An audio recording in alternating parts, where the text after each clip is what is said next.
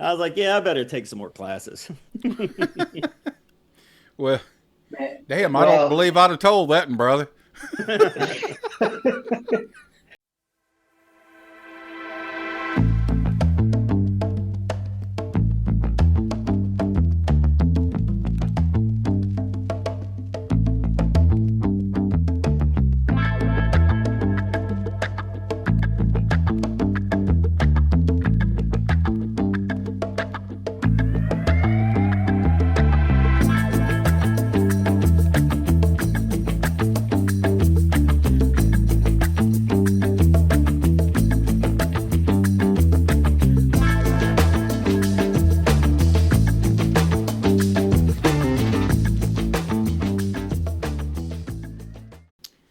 Hey, everybody, welcome back to another episode of Gettin 10-8.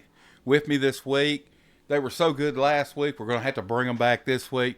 We've got Scott St. Germain. How you doing, Scott? He got the same Good. blue shirt memo.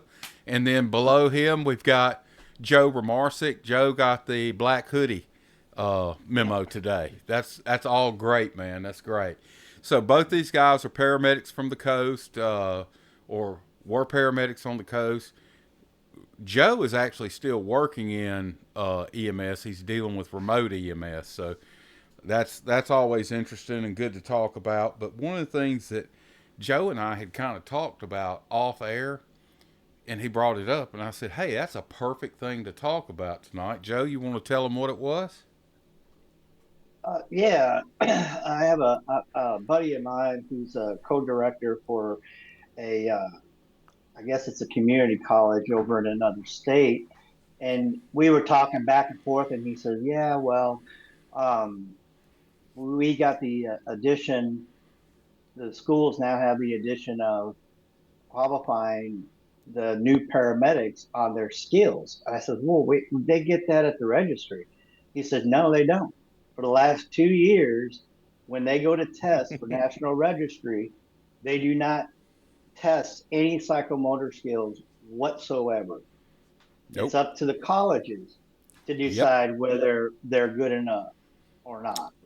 Which I kind of find humorous because the whole deal with the National Registry was they wanted a national standard that they Hmm. didn't want Joe Blow, the instructor, being able to go, yeah, this guy's got it, and send him out on the streets.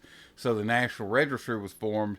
Not only did you have the didactic portion, you had the practicals portion where you had to do the practicals, your hands on, your motor skills, just like you're talking about, Joe, as part of passing the registry. You know, it was a two-part. All right, you pass the test, and here's your skills. You pass the skills test. I know people that passed the test and passed all but like one thing on the skills and had to go back into the skills to take that the next time they did a registry. And that just doesn't happen Because they anymore. forgot to put their gloves on or clear the Well, scene. right. Well, now One of those two. now the deal is the registry is just when you go to take the registry, you aren't sitting down and taking a paper registry anymore and sending it off and waiting. It's a computer. You're logged in. It's like taking a test on the computer, so it's automatically graded and everything. They still make you I wait wonder on if the it's the big same. envelope or the. Go ahead. I wonder if it's the same if it's still broken down like, they had OB and psych in one section. There was only what, maybe 7 or 8 questions. If you missed one of them, you had to go back Oh and yeah. take it again. Oh yeah, Yeah. yeah, yeah. And see, I don't know if it's still compartmentalized like that. But I mean, they know now if you pass the registry when you're done with the test, it knows what your score is immediately. But you're still those paramedics. They're still waiting on that big envelope, or did they get the little envelope from the registry? They still make them do that wait when they could say pass or fail right there. I think they still make them wait. But you are right, Joe. They took away the portion where you had to do the hands on. They're leaving that to the instructors. And one of the things that we were talking about was I got my paramedic in 1988.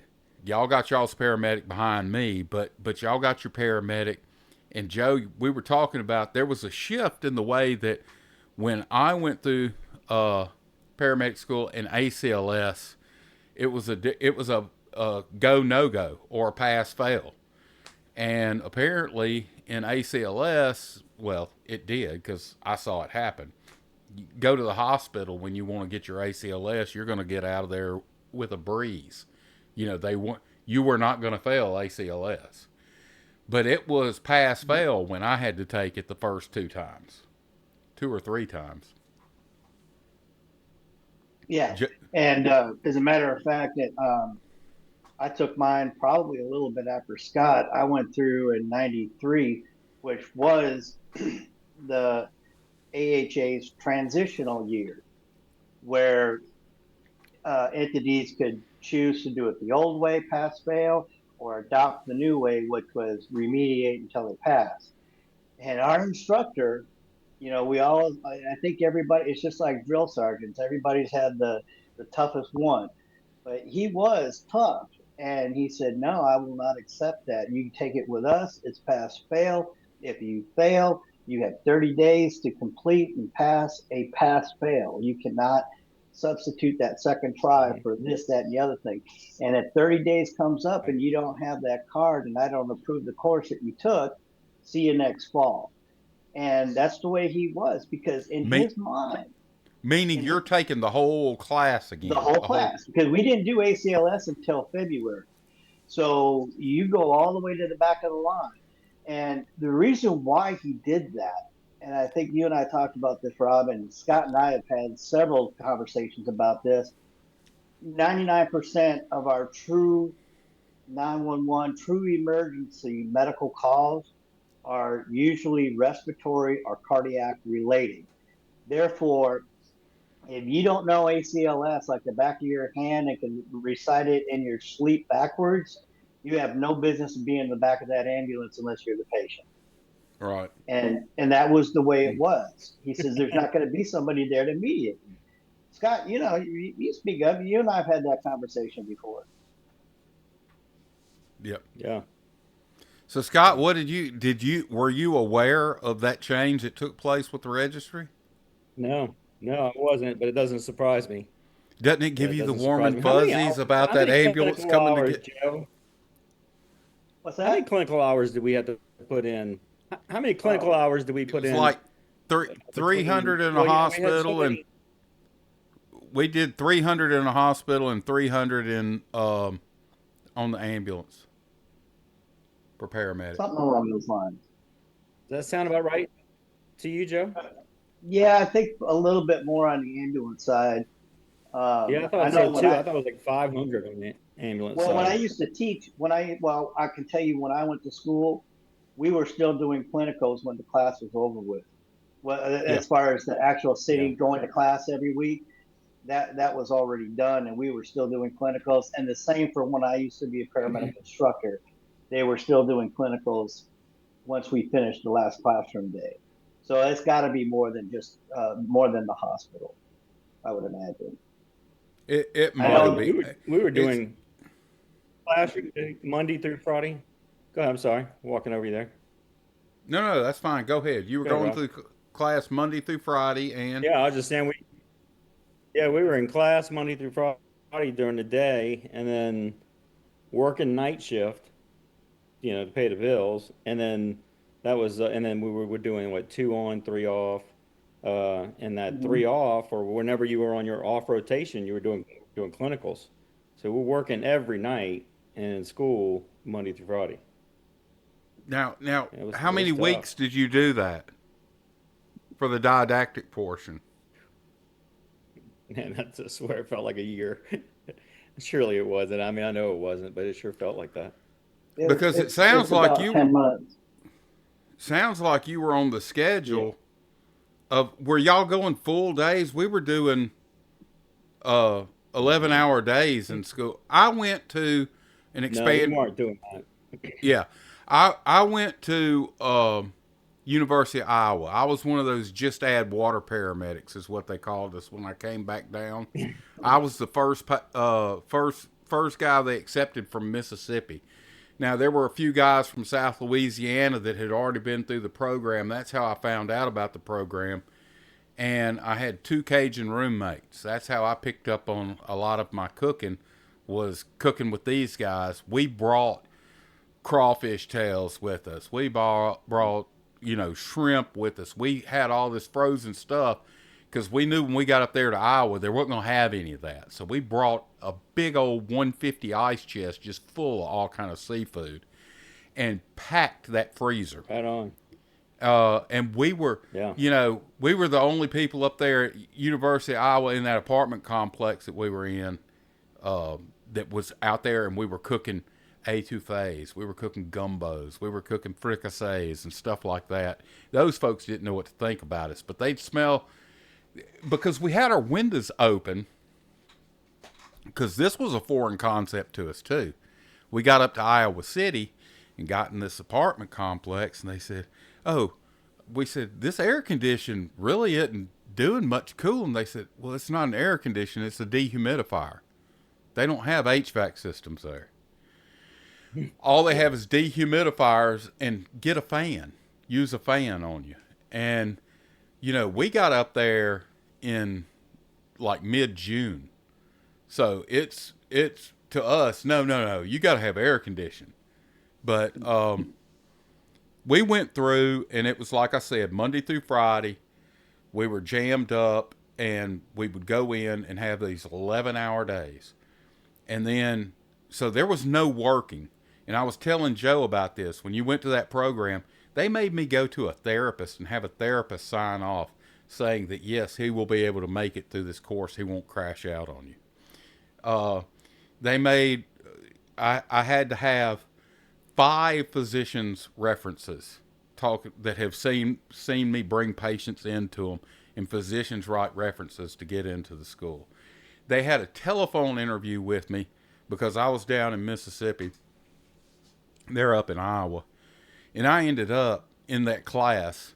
I ended up being top of that class. And they told me, they said, "We didn't expect you to show up here with shoes on, much less end up top of the class." And I told them, I said, "Look, just because we walk slow and talk slow down here, it don't mean we think slow. We're just saving our energy for the important stuff, like sex." Well, growing up in Wouldn't know about Minnesota, that. growing up in Minnesota and starting my EMS career up there, and obviously I went to school up there. I had quite a few choices that I could have went to school, and one of them that I had thought about was the accelerated program that you're talking about, Ron. And let me tell you the horror stories that went around the Minneapolis area about that place, because that class is no joke. And I don't. This is after you had already graduated, but there was, I think, a couple people had said that if you don't make it, that's your only chance. You can't go Yep. back through it. You have to Nope. go to a traditional classroom class. Well, Yep. you were in classroom, but you have to go through a traditional program that you can't. You only got one shot at the Yep. accelerated class. You will never be able to go back in there and get it. And the way that they did it, the first day you showed up in class, you go in there, hey, how are y'all doing? Where are you from? All this stuff. All right. They're passing out a test to you right now so we can see where you are on your skills. And they passed out a test. And it was everything that an EMT basic should know. And we, Hmm. we took we took that test.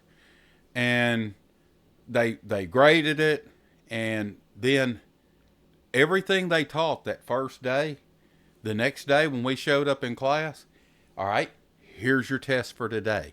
We started our day with a test, and that test was things you should know as a basic and everything they talked about the day before.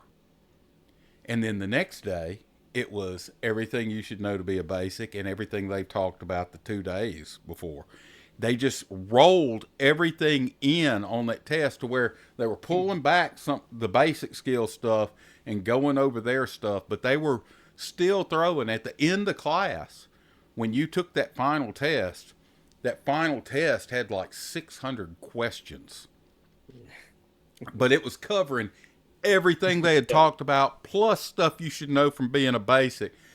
And basically, if you pass their test, your success ratio on the registry was going to be there because they were asking the questions the same way the registry did. Which is the best worst answer here? You know, Yeah, exactly. that, Exactly. because Yeah, the registry wasn't a test back then to test your skills. It was a registry to see how well. It was a test to see how well you could take tests. so two good things about this so far. My daughter's in anesthesia CRNA school. Well, it's actually not CRNA. She's getting her master's in nurse anesthetist. It seems like they're phasing out anesthesiologists, and she's putting in a lot of hard work. I mean, they even wouldn't let them work full time or part time during their this, I think, 2 years, maybe even 3 years of this schooling, and so the two good things. One is she's seeing how much effort it went into what we did to be a paramedic, because it was a lot more than it was to become an RN. Yeah, Um, and then the second good thing is, since Mike Pontius isn't here, there's no F bombs in the last 20 minutes. So I'll be able to show not only my daughter, I'll be able to show my parents this too. I'm looking forward to it. I couldn't show them the last one. It was like, no really. way. Way too I much editing needs to be there. Now look, you were putting a lot of pressure on me because I've been known to throw one or two of those around as It's well. all good.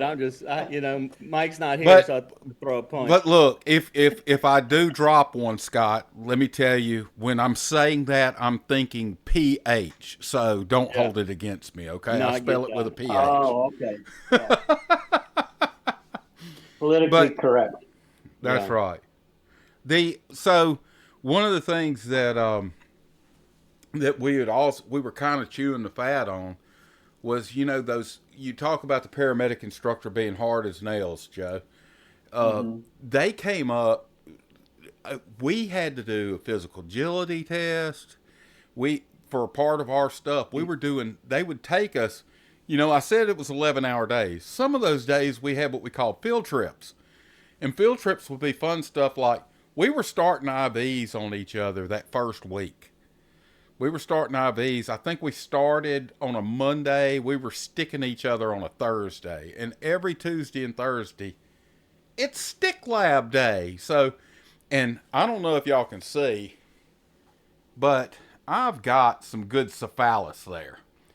I've got Hmm. good veins. I mean, so everybody was like, oh, let's go get Rob. Let's go get Rob. And I was like, no, I want to find that one patient. I mean, that one person in here that has the worst veins I can find, and that's what I practice. That was my practice partner, because my thought was when I got out on the street, I'm not going to have everybody that's got the ropes. You can throw a 16 at this thing. But what ended up happening was I'd find this girl that had those little spider veins, and I would stick on her. But the further we got in the class, the more they were doing, because Joe was talking about the Bhagwan when he was doing ACLS. He would step on the oxygen hose, or he would say, "Oh, your O2 tank is out," or "Oh, your defibrillator battery just died." He was throwing curves at you. They were doing that to us in paramedic school. They put us in the back of a box ambulance, and they had blacked out the windows. I said, "What the hell are they doing?" We're going to drive you around, and y'all are going to start IVs on each other. Great, okay. We get in the back of the truck, and they put 4 of us students in this truck. So you had 2 people that were two teams of stick partners, and they had an instructor that was in the jump seat watching us. They get to driving around town. We're starting IVs, and just about time you get a flash, bam, the whole unit goes black. There's no lights except a little bit of glow that's coming through the paper on those windows. But you can't see anything. What y'all gonna do? Well, you have to pull that mini mag out, turn it on, and put it in your mouth, and you're starting an IV like that with a mini mag, trying to get where you could see what you're doing. They would throw curves to us, and we drove around Iowa City sticking each other. Um, you remember Rescue Randy, right? Hmm. What about Sinking Sammy? Have y'all ever seen Sinking Sammy? No. Sinking Sammy is a child doll. It's like probably a 4 or 5 year old boy, and he's weighted. and you throw him in a pool and he's down in the bottom of the pool. I got another story. We're going to talk about Sinking Sammy in a little bit. This is a story that was pretty funny because I went up there. My two roommates that I had, we got together and met in Biloxi, Mississippi, and this is before the casinos were there.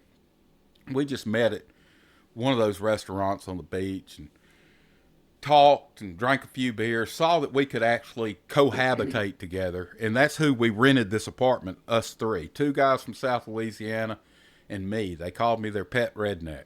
So, so we go up there, and we had developed this game where we called it anaerobic exercise. We'd throw a rock in the pool. Our apartment complex had a pool. We'd throw a rock in the pool. Not Courthouse Road, huh? No, this is in Iowa City. Oh, in Iowa City. Okay, go ahead. Yeah, we're in a... Oh, you're talking about the restaurant? No, go ahead. Iowa City. We'd throw a rock in the pool, and we'd all be... There'd be one on the deep end where the diving board would be, and then there'd be two coming in from the sides. And we're in the deep end, the rock. So basically what we were playing was smear the queer in a pool. You'd go down and you'd grab the rock, and you're trying to swim up. Now, you've got to get this rock to your side of the pool and put it on the edge to win the match. But the other two guys are trying to get the rock from you, and it's no holds barred. So they're holding you down until you give up and let go of the rock and pat them to let them know, let me up to get air. These matches could go on for minutes at a time. Because as soon as you got up and you got your air, you're going back in and trying to drown the other guy. Yeah. Right. It was Okay, anaerobic. Go. We got to 7 o'clock or until I can let my daughter watch. Smear the queer is not going to work. Okay. Oh, yeah. You'll never figure out. Look, that was a game. What do they call that game now? I'm just picking with you. Well, I'll say, Mike's not. Who's going to be punching who, right? Well, I mean, I've been known to throw my punches at Mike too.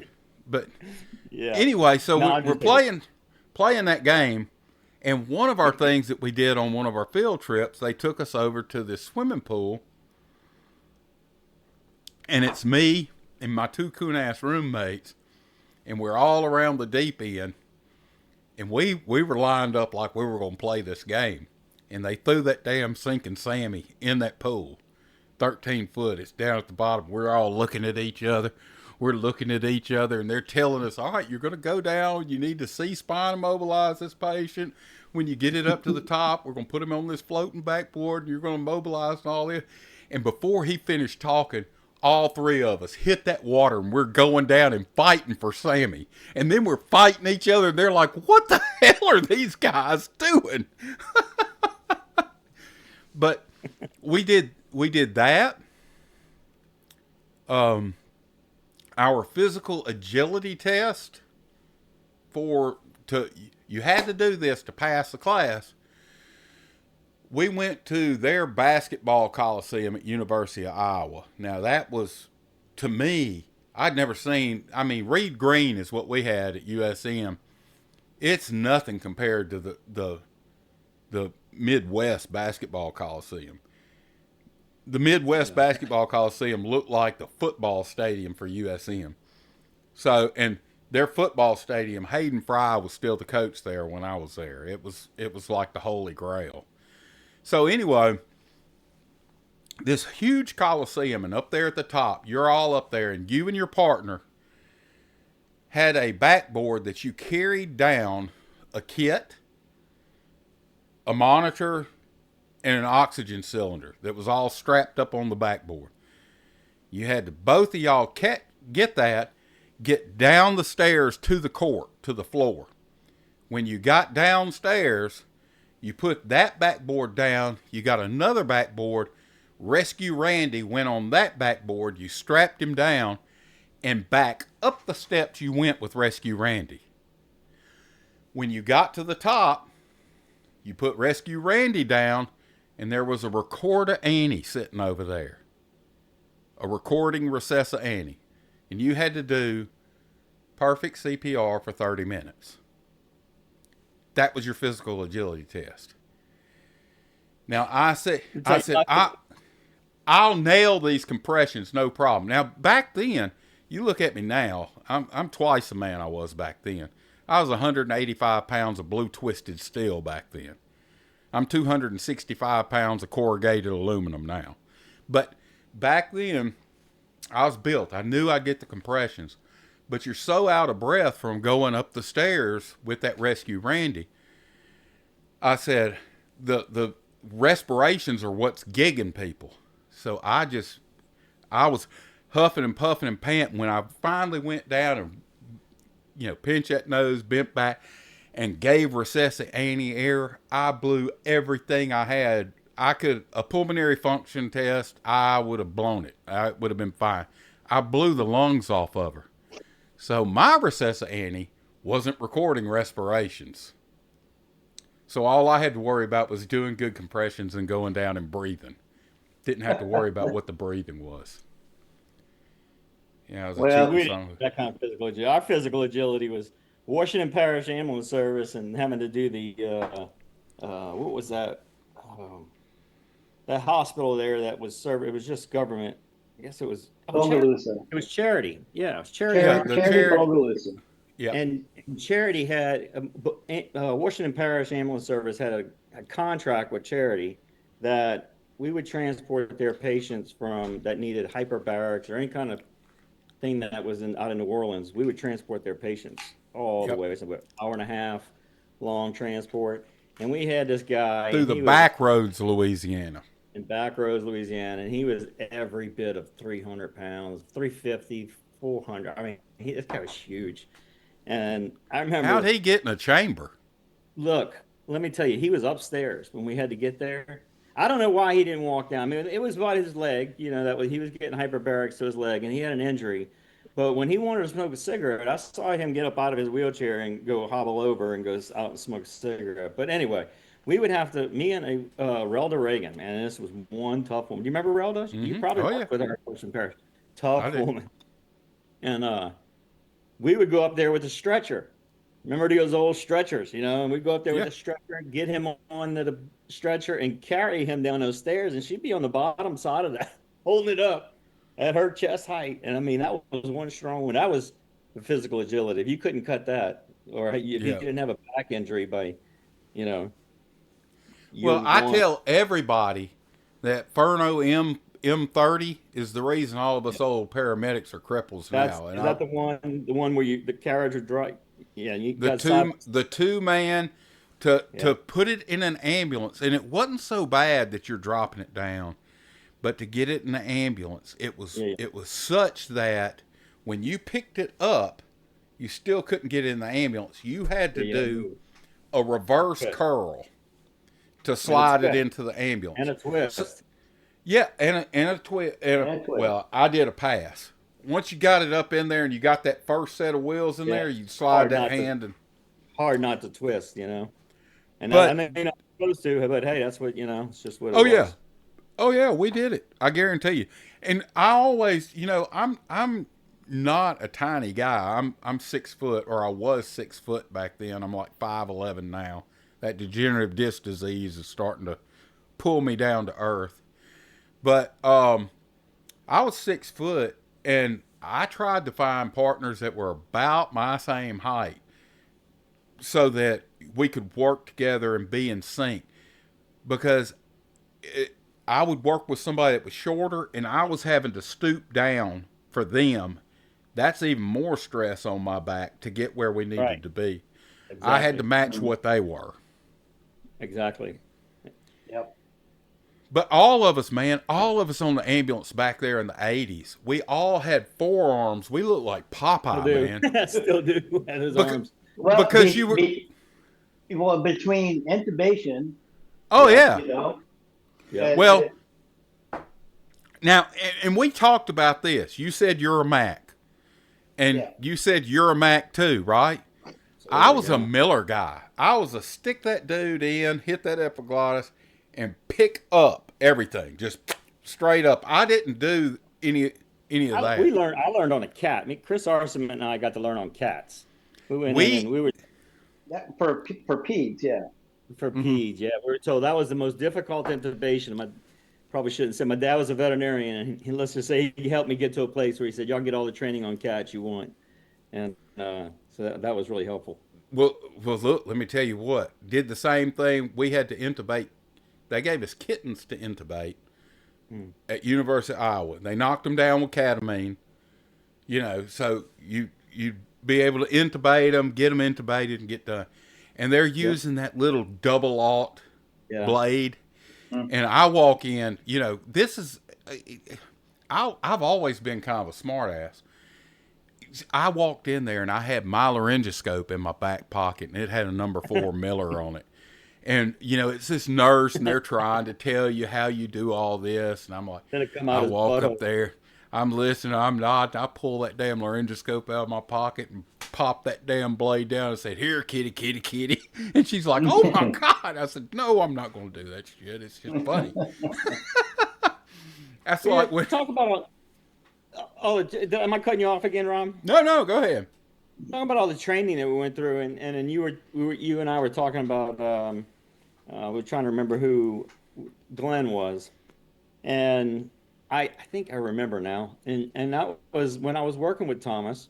There was a competition going on in every year in Florida called ClinCon. You Yep. remember that, Joe? Oh yeah. Yeah. And Like so, Comic Con, but for clinicians. yes, Yeah. Yeah. It was in Tampa. So you get to was it? meet No, no, it Johnny was and Roy. Orlando. It was in Miami. No, Is it my? When I thought it was in we Miami. had it Maybe in Orlando one year. the year I went was had to be 94 because I just got my paramedic and I had been partnered with Thomas all the way up until then. I was an intermediate while I was with Thomas, so I got a lot of good skills and working with him. And then I think Glenn was that other partner that we had. You had to have three. There was three of us that went down there, and I got to say it had to be Glenn because they were both nurses. Because you could have nurses and nurse paramedics or paramedic. Hmm. And Yeah, but the best of the best was Miami-Dade. You know, those guys won it all, and they were always the fire guys. You know, they were all the fire medics. yeah. And what they told us was that these guys, they were took pride in who won this competition, and they were paid fire medics. That the only thing they did was Was practice year met. round for ClinCon. Yep. You know, Yeah, and ClinCon was cool. They would they give you a simulated scene. You'd walk in on a simulated. They had, I think there were 50 teams. You'd have one from each state, and you and your team go on to a scene that's constructed. And everybody goes through the same simulation, and it's always there's a wrecked car, and one of the guys that's barely semi-conscious is not trauma. It's you know it's blood glucose, and everywhere there's something you got to catch to get the points, you know. And somebody's And in what full arrest that you probably have to leave alone because they're whatever that tag was, red, black, and not to oh, you know. So interrupt you, Scott. what's Not to that? interrupt you, Scott. Not to interrupt you, Scott. Yeah, What made it really freaky is that they actually paid actors that can yeah, control their pulses and their blood pressures. They yeah. could dump their blood pressure on command. look, It was just look. wild. It was cool. It was very cool. I think we scored well, but we practiced. I mean, after every shift, we'd all get together. No, it was Roger. It was Roger. Roger Few. Yeah, he went with us. That's right. It was me, Roger, and but there was a backup, and that might have been Glenn because you had to have a Mhm. backup for it. And as a matter of fact, while we were down there, do you remember the wreck on the I-10 in Pascagoula that was like 90 something cars in the fog? Oh yeah. Oh We yeah, that's when yeah. that was at. That's when it was at. We were down there because Steve was with us, the head guy Mhm. around. He was with us, and we had to get back for that because he would go down to those competitions with us. Yeah, I remember that now. Chris Stokes actually was the on-scene commander for that wreck Yeah, that would that make sense. morning. It's probably was a good person to be the on-scene commander. He Oh yeah. Oh a lot of yeah. experience. I got to tell you, Yeah. when you're talking about the scenarios, we weren't actors, but the paramedic class had to be the patients for the EMT class at University of Iowa. when they were doing this, and we were in a parking lot, and it was several crashed out cars. And when we were in class, they gave us a sheet and gave us the scenario. And somehow they knew that me and my two roommates, we came up and all of our cards said we smelled of ETOH. Because they knew when we got off from class, we were going to drink. And when we showed up that night to be the patients for this, we had loaded up. I'm going to say Steve Fuller was a paramedic in my class, as was my two roommates were Daryl Miller and Glenn Bertrand. And we're all in this thing. We all rode together to get to this wreck. I think Steve was our DD to get us there because we had been drinking at the apartment. Here was our day in a nutshell. Go to class for 11 hours. Go home, start cooking. Whoever's cooking, somebody else has got clean up duty of the kitchen, and the other person, his job was to go through all the notes from that day and the days before and rapid fire questions, prepping us for that next test the next day. Okay? So it was a study session, cook fest, and when we'd finish that, we'd all get our showers, put on our good clothes, and we'd go to this club. We had a regular club that we were in. So anyway, that night we didn't get to go to the club. We did our studying and everything. And Glenn loved vodka. He liked Smirnoff. I was still a beer drinker back then, but I drank vodka too. I'd make screwdrivers and stuff like that. Anyway, we get over there. My patient had epistaxis, had a nosebleed, was heavily intoxicated, caused the wreck. I was the cause of the wreck in this scenario. Heavily intoxicated. All I had was a nosebleed because I bounced around, hit the steering wheel, got a nosebleed. And I was not supposed to talk to him because my level of consciousness was low because of the alcohol.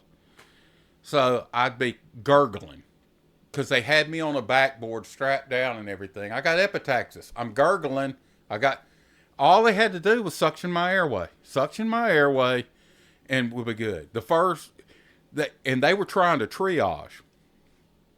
And I was sat there for a little bit. They had me in red for a damn nosebleed.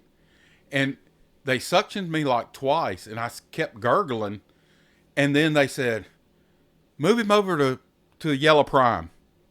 They put me over there with the fatalities in Yellow Prime. And I choked to death on my nosebleed. So, yeah. Hey, look. Well, in their defense, all I had when I was maybe 17 when I got my first responder. I don't even know if they called it first responder at the time. First responder before EMT. Yeah, and it was really just I was on the fire department, or volunteer fire department, just trying to help lower the taxes in my parents' area, but or insurance. I don't remember what it was. But, the first responder thought I knew what I was doing, and I got a radio, and I heard a 911 call or whatever, maybe whatever it was at the time.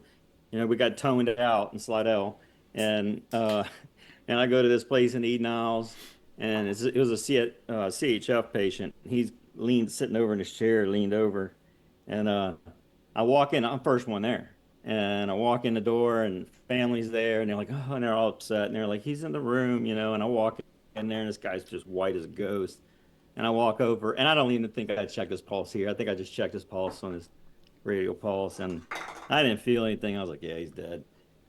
I walk out, and luckily I didn't say anything to the family, but fire trucks are pulling up by this time, and they were like, where is he? I was like, he's in the back. He's passed. And they're like, oh, yeah, okay. Man, I go in there 5 minutes later, dude's up with oxygen on, talking to him. I was like, yeah, I better take some more classes.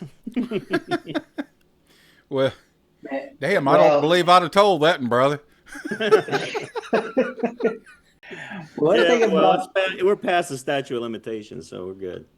Well, one thing about that you brought up about firefighters and that I was working. This is when I was with Acadia, working in Jackson County, and our medical director at the time, Dr. Seymour, he uh, he had his vehicle all did with siren, radio, and all that. He would respond to calls if he was in town with us. So we're out in Moss Point and Moss Point proper. So the fire department gets toned out too. And I just happen to be closer, even though it's in Moss Point, from the Pascagoula station. So I get there, and I intubate the patient. I get a pulse back, and the patient, was starting to try to come around a little bit. I guess I don't know, just move like random moving of his arms and all that. So I obviously am working on the ALS stuff. Well, Seymour shows up, and I got the firefighter, bagging him. Patient's intubated, tube secure, all that's good. Me and my partner are doing the other stuff, and all of a sudden, Dr. Seymour goes, "Wait, wait, wait, wait, wait! Stop, stop, stop, stop, stop breathing, stop breathing, stop breathing." And he'll sit there. He sat there and waited. He didn't check a pulse, nothing. He just kind of sat there and waited. Okay, go ahead and bang. And I'm looking, and he did this about 3 times. So we go to the back of the ambulance, and I said, "Hey, Mike, you coming in with us?" And he goes, "No, but I'll meet you at the hospital." I was like, "Okay." Well, what? He goes, "I'll meet you at the hospital." Okay. So we get there. The patient is going to be rapidly moved to the cath lab and whatnot. Patient ended up surviving, but I get out to the ambulance and I said, "Mike, what was that all about at the house? At the house?" He goes, "What do you mean?" I says, "Well, it's like, we're doing stuff and the firefighters bagging, and You all of a paused sudden everything. you're acting like everything, like, whoa, whoa, whoa, there's something changed." So everybody stops. He goes, "Listen, Joe, you're a paramedic instructor on top of being a shift lead, right?" I said, "Yeah." He goes, "So you're very well versed in acid base balance Oh yeah, and yeah, how to remedy it." And I yeah. said, "Well, of course." He goes, "So you, as a paramedic and as a paramedic instructor, know that it's just as important to exhale as to inhale." And I says, "Yeah." He goes, "Well, that firefighter doesn't. But that firefighter knows that when Dr. Seymour says, 'Stop, stop, wait a minute, wait a minute, wait a minute,' what's he going to do? He's going to stop." And then I waited a couple seconds, let the patient exhale. Okay, now bag.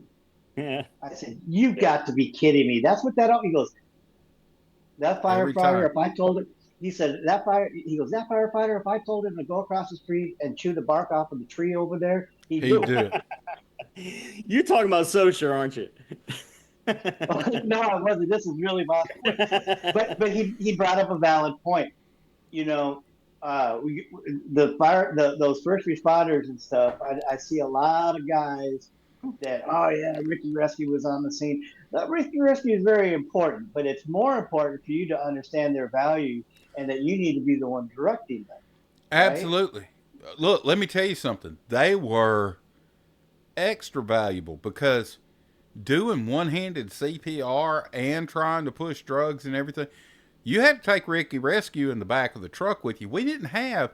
They've got a device now called a Lucas that they put on a patient's chest, Yeah, we strap tried those that. arms up to it, and it's doing perfect compressions for them. Well, They Rob, always we had good tried that. backup. We tried that back in the day. Remember?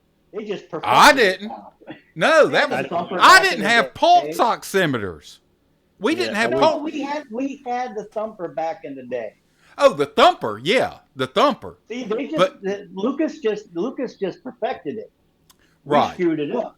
No, well, the thumper. Yeah, I never used thumper. I didn't I have. wouldn't trust it. But We didn't I have the mean, demo. we didn't have pulse oximeters when I was on the unit. We didn't have when we were taking a blood sugar. We didn't have glucose monitors. We were getting a strip, putting the blood on Yeah, there, waiting 30 yeah. seconds, getting the blood off, waiting another minute, and lining it up to the bottle, trying to figure out where they're at in the blood glucose before I give this D50.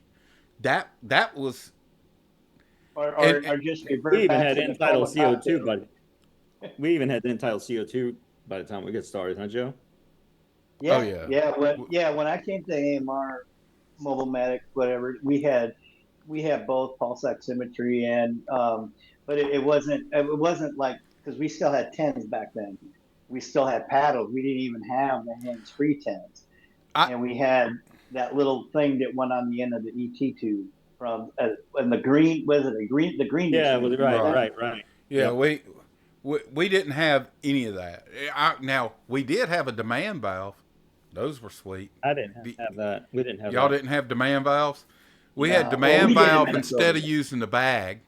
Yeah. Uh, we had demand valves, and now one of the things. Let me ask y'all this, because y'all were at AMR when it was mobile medic back in the day.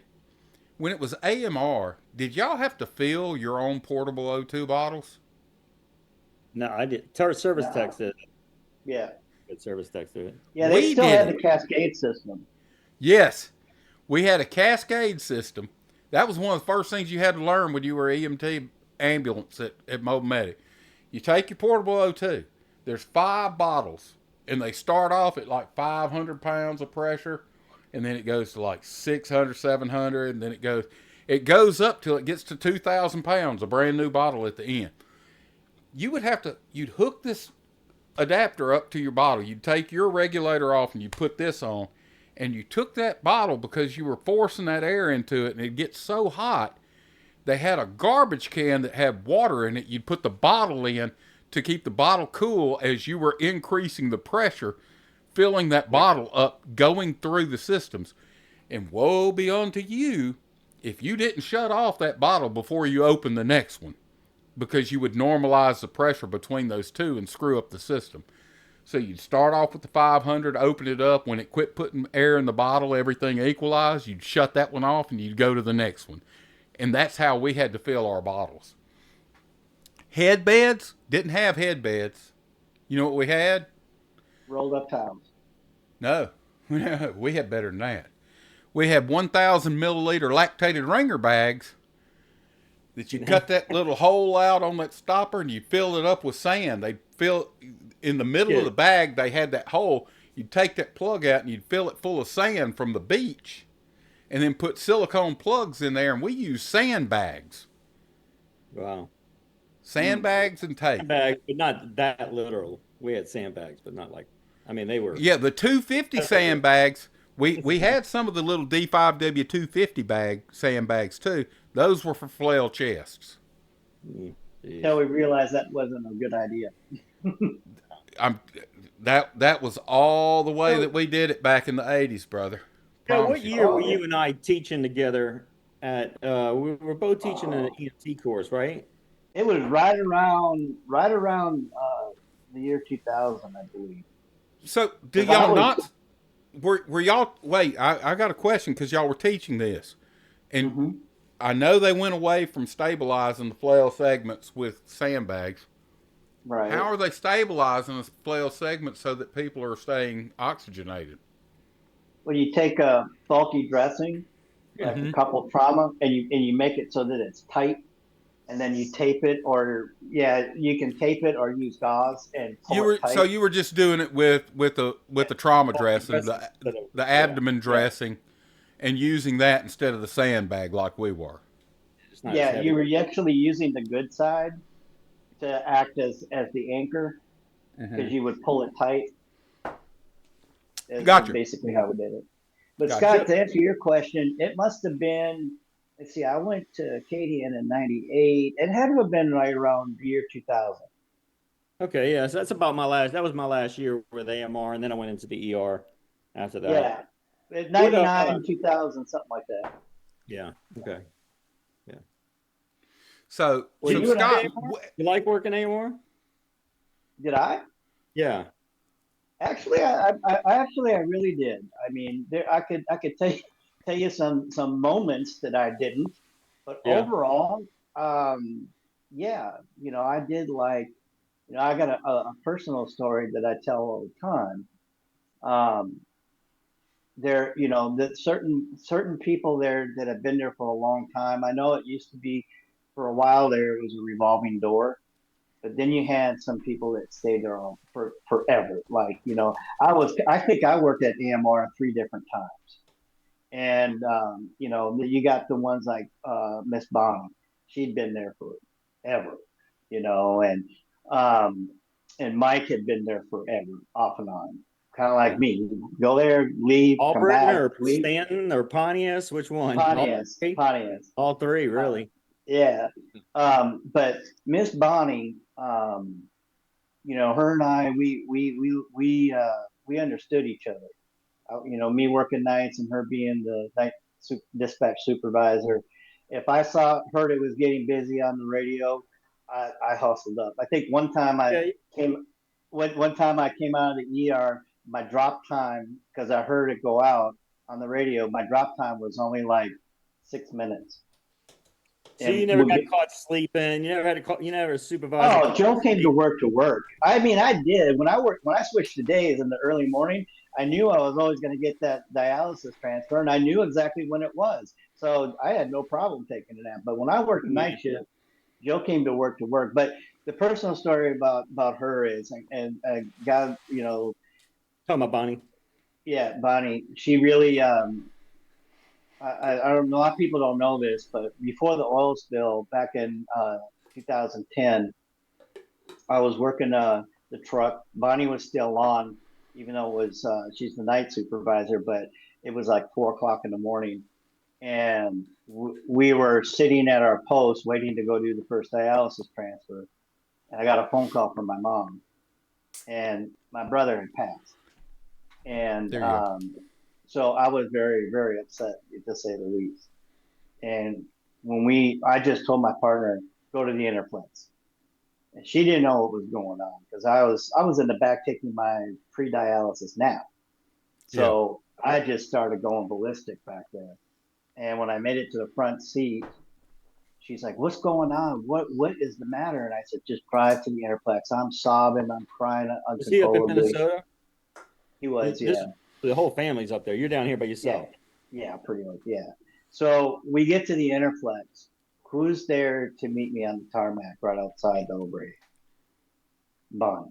She didn't know what happened, but she knew that something along those lines had to have happened for me to act like that.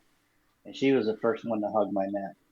Right on. And I never told anybody what town I lived in. They just knew Minnesota. They didn't know what town I lived in.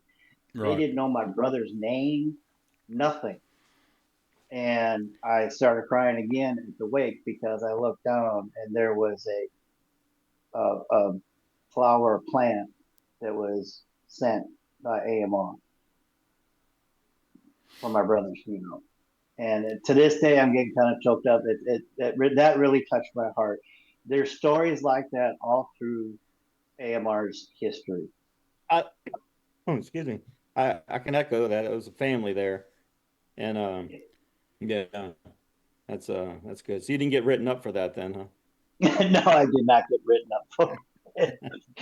No, I didn't. I share with Rob one where I got written up where it was a little bit ridiculous, but yeah. Uh, But I like well, Bonnie. Bonnie invited me over to her place one night. I must have had I guess she picked up on when one of us would have a troubling call, you know, mm-hmm. and I remember you know, I wasn't far from here. I was from Slidell, but it was still, you know, an hour from home is, you know, good distance and far enough I wasn't going home at nights and I must have had a bad call because I remember her calling me up, inviting me over to her place, her little house in Gulfport, and just sat down, had a couple drinks, said, "Let's talk about that one."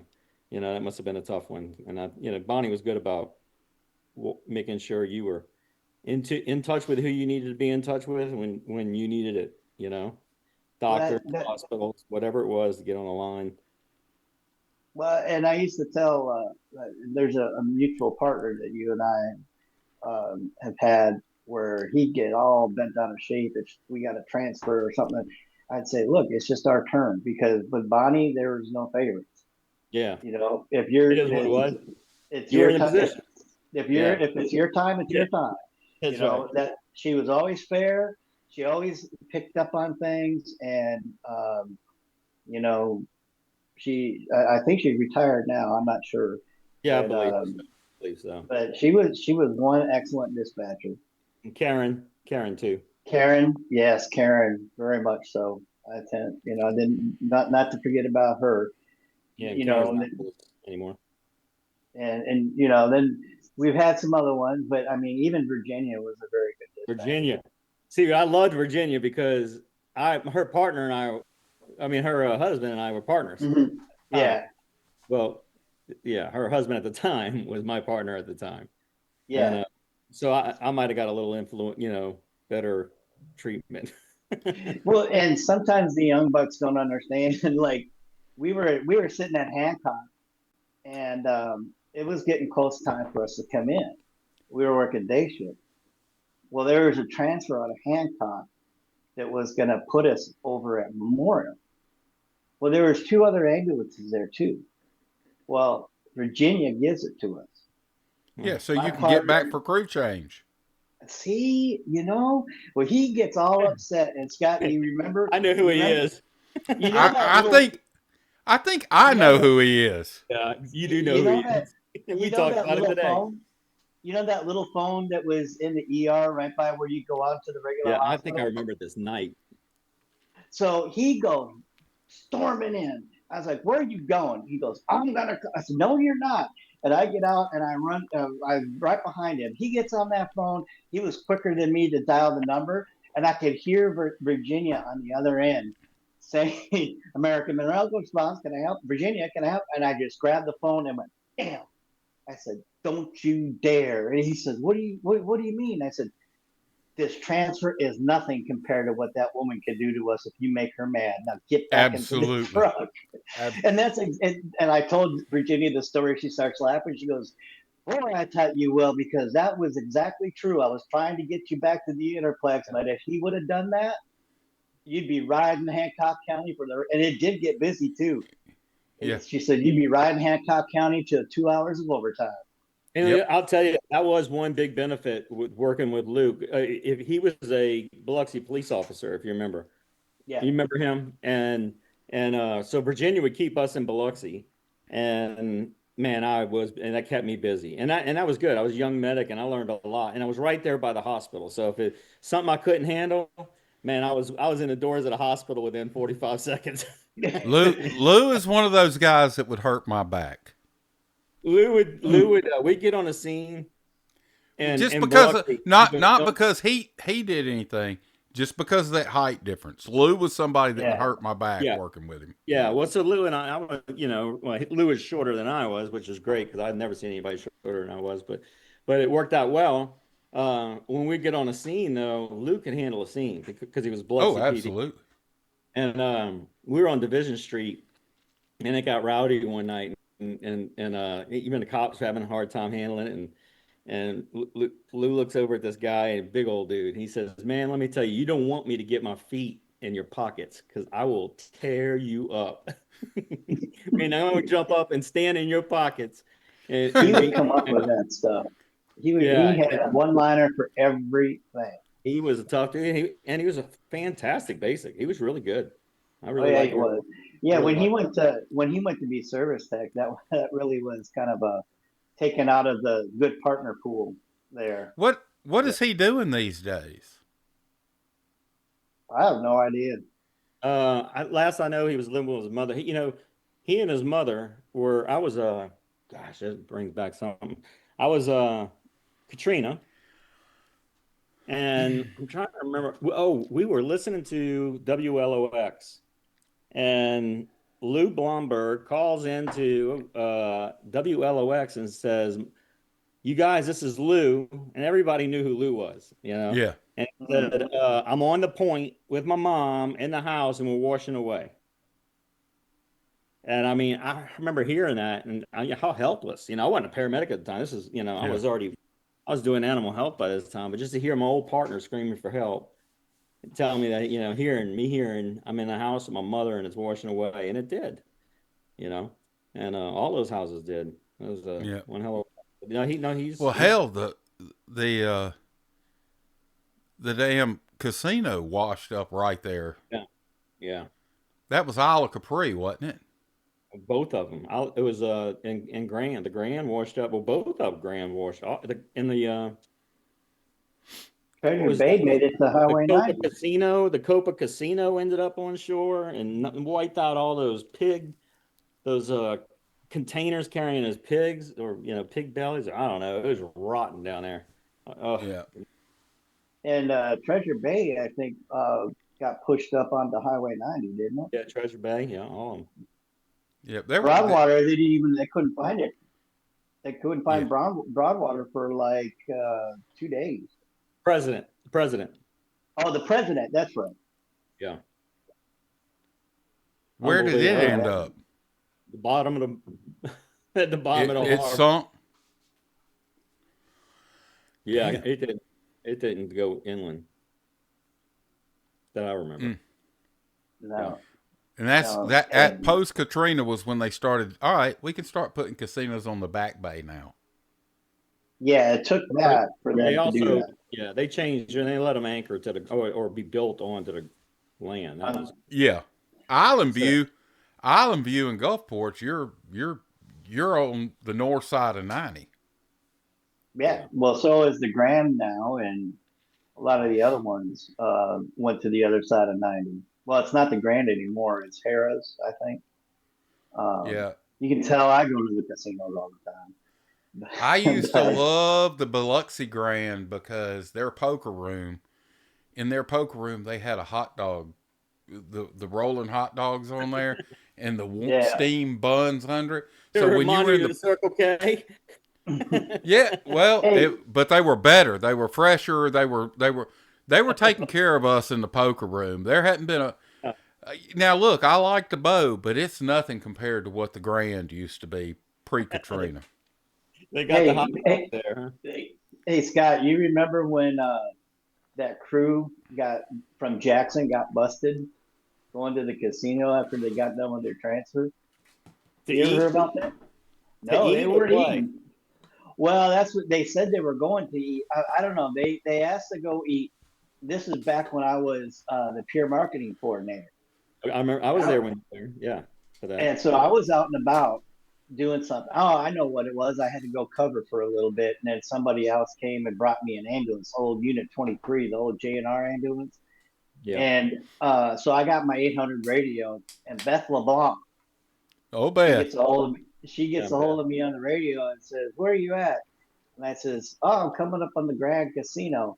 And as I come up about it, and I go, "And do we got a call over there? There's an AMR unit over there." And she goes, "I was just calling to see if you would go check on those boys and see what they're doing, because Uh-oh. they ain't supposed to be there." They were they were on they were on the casino floor in uniform. The Playing craps. AMR, I don't know, remember what they were playing. I know that they were on the floor and one had chips in his hand. And they seen that white shirt and they about turned white themselves. They were like, "Ooh!" I says, "Hey, yeah, y'all are not supposed to be here." I suggest you go ahead and get in your unit and start heading back to Jackson. Do not change those out on your way either. Oh, that was back Uh, when Delaware was still over Jackson. Oh man. okay, Yeah. so this was a crew out of Jackson, Mississippi. They That had makes done a more sense. transfer. That makes more Yeah, yeah. no, that out of Jackson, Mississippi, they had done a transfer, come down here, Down and here, and then they started that makes more sense. Yeah. they decided to take a little detour and go over to the Grand. But somehow Beth found out about it, or they must have got called. Why is there an ambulance in the parking lot? Because it was in the parking lot. It wasn't underneath Yeah, the if they overhang. were going to get food, I could understand that. I mean, No, they Well, were I out they on think the I have floor. 2.5 hour transfer. I'm going to get some food too. You never got to work a code in the casinos, have you? By the slot machines? oh Oh, no, I have. I've No, Nelson it's them not out. Rob never got the chance to do that. no, That's no. that's I've an I Nel- experience in itself. when I when the casinos came in, that's when I went offshore. And Yeah. I was there at the beginning when the Copa was down on the point. And that used to Yep. be, we I used was to working stand Copa. by in that parking lot by the aquarium, Mhm. would be where we'd stand by all the time. Well, when that casino came in, we couldn't do that. We had to go over across 90, and there was a side road right back in there. We'd back in there, and that's where we'd do our standbys. Um, but I mean, I had to Yeah, pop working a several code by a windows. I had to is pop several windows in the parking lot because kids left in a car with cracked really windows. Uh, Hmm. you know, so when we'd get a call, you know, we'd be standing by, and you got a call right across the highway. They said a hot kid in the car. We'd be right there, and we'd take that spring-loaded center punch, pop out those windows, open that door, get that kid out. And now, when I say kid, I'm not talking, they didn't leave a baby in the car. They left a toddler in the car, left the damn windows cracked, and it'd be 2 or 3 little kids in there. And they wouldn't want to open the door because mom said, don't open the door. But mom didn't wow. say, hey, I'm going in here to lose rent money, you know. So Well, we that was a popped. tough one to see, seeing all Yeah, that rent Hmm. money. that was tough. I think what Scott was starting to allude to was when you run a code out on the actual gambling floor, Floor. you're kneeling in urine, you're kneeling in vomit. People will not move from that chair. That's the part I was getting at, is the people not wanting to move. I mean, you were they're leaning over you playing the machine that person was just on when they coded. Oh, no, they Yeah, wouldn't I be. mean, Oh, hell no. oh yeah, oh and yeah, it wouldn't be until Biloxi Fire or Biloxi PD would show up, or in Gulfport. It wouldn't be until the PD showed up to move And those made people them because move. the yeah. casino security wouldn't No, they wouldn't do move. anything. They wouldn't They touch them. wouldn't do anything. And you go, who, anybody know who this person is? Is somebody with this person? Well, they were sitting next to me on the bus. So when we came over by bus and they were sitting next to me. You know who it is? Didn't have ID or anything. Yeah, no. I Um, don't care. I just like to play that I machine. They finished? now I'll have to tell you, I would have to treat that like a patient in the back of the trailer. You know, if they're right there by the slot machine, there's a bunch of people. Before you start CPR, before you do any assessment, you grab them by the damn arms and drag them out into the middle of the floor where you aren't around the Yeah. machines, and then work your code and have Well, somebody. eventually, you had no choice but to do that. But Yeah, initially, when you're trying to assess whether they're cardiac arrest or not, you're having to, no carotid fight with pulse. people. Let me get these arms. Yeah, But it reminds me, you just grabbing the arms and pulling somebody. Actually, I had to grab somebody's legs. The funniest story is something recent. Well, most recent, I guess. It was a few years ago. I was on a plane, and if you have a medical emergency on a plane, they're going to divert.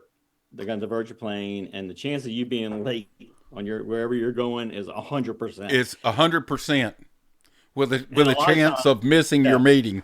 if you're heading west to east, it's even worse, right? And so I'm in California and I'm heading home. There is nothing. When you're heading home, and you get on the plane's taking off, and I'm landing in New Orleans, and I'm going to drive home from there. You're golden, right?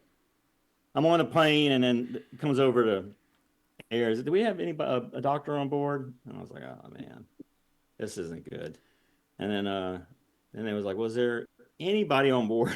Any medical training whatsoever? And I was like, damn it. So I stand up and I ring my bell, I'm like, I'm a nurse, but it's been a long time. What's the problem? And she's like, well, there's a woman in the back and I think she's having a seizure. And I was like, well, I'll go back there. And so I walk up and I go to the back, and she wasn't having a seizure. She was Uh, having full arrest. She was in VFib. no, no, no, no. But Okay. she was sitting there, and she was and she was alert, but she was not completely oriented. I was thinking blood glucose, and but the lady sitting next to her says it's her blood pressure. It's her blood pressure. I'm telling you, she couldn't get to her medicine. It's her blood pressure. And I said, do you have a blood pressure cuff? And so I take her blood pressure, and it was fairly normal. And she said, I have to use the bathroom. And we were 2, 3 seats aisles from the bathroom right there. And I thought, no problem. I can help this woman to the bathroom. And she was a rather large woman, Yeah. pretty large.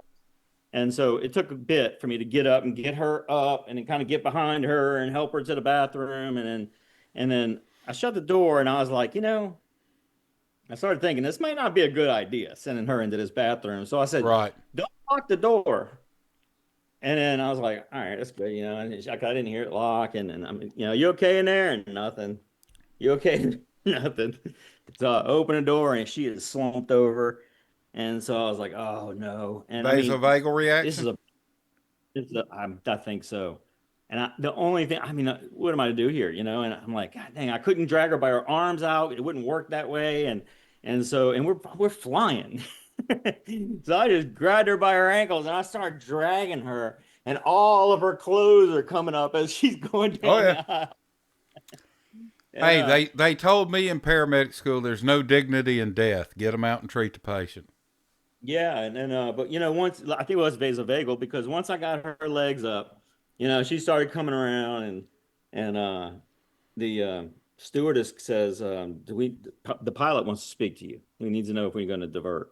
I was like, "Hell no, we're not diverting. She's fine." He's fine now. We're good. So pilot gets on. He's like, "Look, we need to know if we need to divert. What's going on back there." And I was like, "Well, I'm looking in this bag right here, and y'all got an IV. I got an IV bag, an IV line. I got a whole start kit." I said, "I can start a line on her." I said, "You have med control?" He said, "We do. We can get them on the line." And they got med control on the line. I talked to this doctor. He says, if you're comfortable with it, we're comfortable with it." And man, I dropped the line on her and managed her for another hour and a half, back to 2 hours back to New Orleans. And I think Ev was a hero on that flight that day. Yeah. That saved everybody Did from the getting on airline give you a free late flight home. ticket? You They got didn't give me well. shit. Like, I It was the probably. first off the plane. That was the one thing they let me do, is walk off the plane first. I can't believe you left that patient back there. No, the patient went first. The patient went with the Okay. medics. They came on. Everybody stayed seated. Medics came on, and I went off with them. Okay. I was They the first should. They should. non-sick person off the They off the. should have comped you a round trip ticket and given you drink vouchers, dude. That was American Airlines. They don't do that kind of thing. No. No. They don't. Southwest would have done. I love Southwest. Yeah. You'd have got some pilot's wings or something from Southwest. But I mean, I was I mean, with most Delta, American, and Southwest, I was their most frequent flyer miles and everything, and I'd see a lot of stuff in there. I mean, I was flying every week, so but usually there was always a doctor on board. There's always usually a doctor on board when they get that call. Yeah. Yeah. I'm sorry. You got lines popping in my head right now. You ever seen a grown Yeah. man naked, Timmy? Oh, yeah, right. Yeah. And stop calling me Shirley. Probably should, yeah. You got Right. the worst luck, Scott. You Yeah. got the worst luck. That's good. Good luck, bad luck. I don't know. You got It's luck. look, a year ago, I was coming down. I think I might have mentioned this on the last call. I was coming home and just about to turn on my driveway, and I noticed some guy doing CPR on my neighbor. And it was what is that? What's that? Fentanyl overdose. No. Oh, gosh. Yeah. And man, we hit her with Narcan too, and it didn't touch it. It didn't touch it. And I think we hit her 2 or 3 times with Narcan, and they were like, finally the paramedic got there, and he's like, "Man, we see this. She's on something else too, you know." But he was doing CPR on her. But when I got there, she had a pulse. She just wasn't breathing, and I wasn't gonna breathe for her. It's like, you want to you're the first responder. You want to do something there and give her some Very breath? good. Very. Hey, that brings up a question. Have y'all ever done mouth to mouth? Oh no, never. No. No. I did. I've Never done a had dog. to. I've done it to a dog before, actually. I know you've done it to a dog. You told me that. I did it to a human. I had a neighbor that lived across the street from me. This is what preceded me going to work for Gigger, by the way. I was living in Moselle at the time. Had a neighbor that lived across the street. Know this lady, And somebody comes over. It's like 3 a.m, Halloween morning. They're banging on my door. My dog's going nuts. I jump out of bed. I don't sleep in anything. I got a young, pretty wife. I'm wrapping a blanket around me, going to the door to figure out what's going on. It's this woman's daughter. Mama's not breathing right. We need you to come look at her. I said, all right, hold on. I'll be right there. So I go in there. I put on a pair of shorts. I put on a t-shirt. And I grab my first pair of shoes, which were old nasty yard shoes I'd been wearing. And I go to running across the road. Now I say it's across the road, but it's not like a neighborhood. It's like I ran from your house to your brother-in-law's house, Scott. Oh, yeah, good run. So I get to the house, I get in 800 there, feet. and yeah, she's got some problems breathing. She's got agonal respirations, is what's going on. Check pulse. It's full arrest. Husband's on the phone.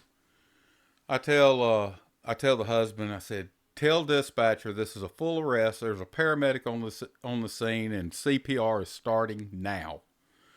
So I started doing CPR, and I gave her mouth to mouth, and I had to modify my mouth to mouth because it was do your compressions. I told him, give me a rag. Do your compressions. Wipe. Do mouth to mouth. No, thank you. Do compressions. Wipe.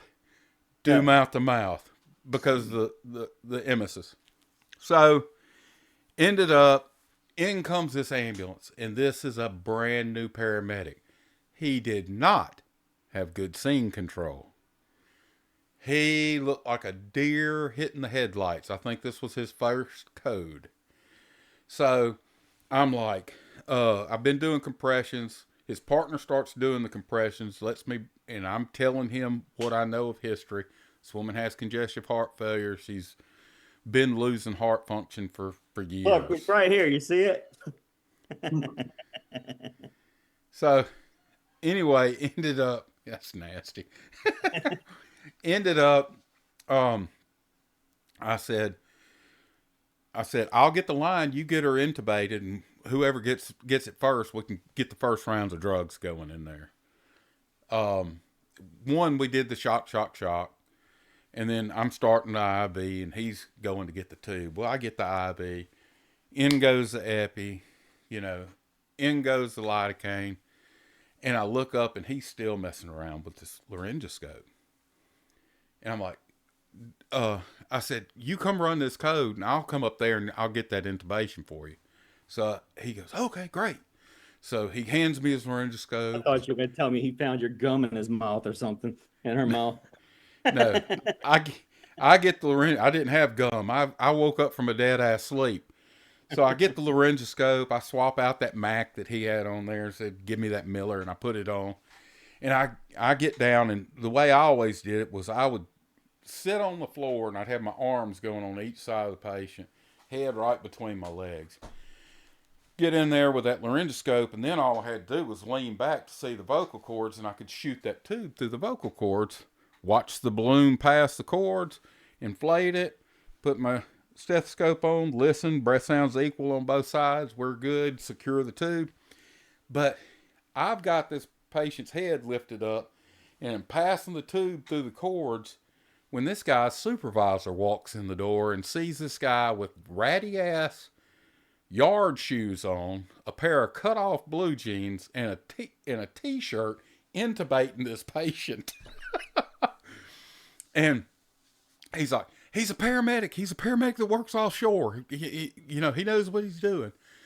So the supervisor is like, oh, okay. And I said, look, do you want, because I know what's fixing to happen. The supervisor was going to get in the truck and go in with him and run the code. And there wasn't a volunteer fire department or nothing like that on scene. So they were going to have to leave the sprint vehicle in the driveway. And I know what a pain in the ass that is. So I said, look, man, I'll ride in the back and do compressions and let this guy run the code. And you can drive your sprint truck, follow us back to the hospital. As long as when we get to the hospital, you'll give me a ride back to the house. He's like, sweet. Yeah, that keeps me in the unit. That's what I'll do. So, got the woman to the hospital. She, of course, didn't make it. She had such heart disease for so long, she wasn't going to make it. But man, I got to tell you, that family told everybody in that community how I helped her out. And then it was like everybody in Moselle, I was the damn community doctor. They would come beating on my door at the house. We They need just wanted help here. mouth to mouth. No, it wasn't mouth to mouth. I got called one night to they came and picked me up and drove me up to a church up the road. Now, I'm a mackerel snapping Catholic. I'm a heathen Catholic, okay? I'm out there in the yard I've got one of those bayou or boat swivel things where I can put my beer and it doesn't get shook up on the lawnmower as I'm going around the yard cutting grass. These folks here live in a buckle of the Bible Belt, you know. And they had a tent revival one time, and my daughter said, "What are they doing, Dad?" I said, "Well, they're fixing to start praying for the ruination of my heathen soul." Because they would tell me how I didn't need to drink beer. I wasn't going to go to Drinking heaven beer because out of there. it. And I'm like, anyway, I had to go to this church. They had this little country church, and I went up there, and this guy had a syncopal episode while he was preaching. So he had come around. He was coming back too when I got there. And I had called ahead and had a unit coming. And he didn't want to leave. He wanted to get back up and start preaching. I said, "No, sir." I said, "If you lost consciousness, you really, really, really need to go in and get checked out. And then you It's can just come the back and..." spirit. It's the Yeah. spirit. No, that wasn't the spirit. It was heart issues. I said, you go get checked out, get everything worked on. You come back and you go back to preaching when you get cleared. And so he took my advice, but he said, "We aren't leaving here until I pray before I go." And they got in a circle, and I'm in the circle with him. And he said, "And Lord, please, thank you for this man coming to help, and please lead him to the church the way he needs to be so that he doesn't spend into eternity in hell." And I'm Oh, like, I wonder what church that would have been. well, it wasn't. I don't remember, but it had about 6 or 8 words in the name of it. You know, they get real specific on it. But yeah, Well, you telling your mouth to mouth reminds me of my only time I got written up. Rob, I think I mentioned this to you. Was on the we were on the coast, and as I was over at Gulf Coast and Gulf Coast ER, and there was another paramedic. I won't mention her name. I probably should mention that all the names of the women that were paramedics that this isn't, because every one of them we had some fantastic medics absolutely. at AMR. One of them was, Kelly, who was a great mentor for me. So I'm at Gulf Coast ER just finishing up with a patient, and we hear this pedestrian get struck by, a car. I think, what is it, 1SP or something? Yeah, Right? yeah. I call those pedunks Yeah, and this was because that's the on sound 90. they make when they roll over the hood. It was on 90, and it was about, maybe, I don't know, it was late. It was 10, 11 o'clock at night. And There was a so, concert that had been. I've worked that call so many times in that area. There was a concert that took place at the Memorial Coliseum, I'm sure, the Gulf Coast Coliseum. yeah, probably so. And it was people walking across the highway so they could go walk on the beach for a moonlit night. Well, that's a lot what it was, because this person was in a bikini at 10 Yep. o'clock at night, Yep. and she had been And walking the beach, and then was coming back across. And they had been drinking, Yep. and she got smoked, and so Been when on that call lots of times. yeah, so in Joe, when somebody like that gets hit on Highway 90, you're gonna cut all their clothes off and get a good assessment. Well, Sco didn't have any clothes except for her bikini, which was, everything was very much exposed, but her face had taken the brunt of the hit, and it got road rash. I mean, all the way to, she didn't have a nose or even the cartilage anymore. Now I remember this. Yeah. Yeah. And Joe, do you remember the I don't know, everybody kind of thought I was a player or a, Oh yeah. Well, you you know were, weren't you? I mean, it depends what you would call a player, you know. There was no ERRN that was not safe and I followed around. I know who you hung around, who was one of your mentors. You were a player. Yes. Yeah. So anyway, uh, I didn't mind having that reputation, really, to be honest with you. It was fine. I didn't mind it. And so again, I'm on this call. It's so close to the ER. She had made the call. We're gonna pick the scoop and go, right? And I'm right there. I'm just coming up on the scene with her. And I'm like, all right, great. I'll grab airway. And looking at this, and she wanted me to the bag the girl because we're just right there, and I was like, Yeah. I can intubate her. And so she starts focusing on, I would think getting in line in. We got a little time here. She starts cutting the bathing suit off, and these big old breasts pop out.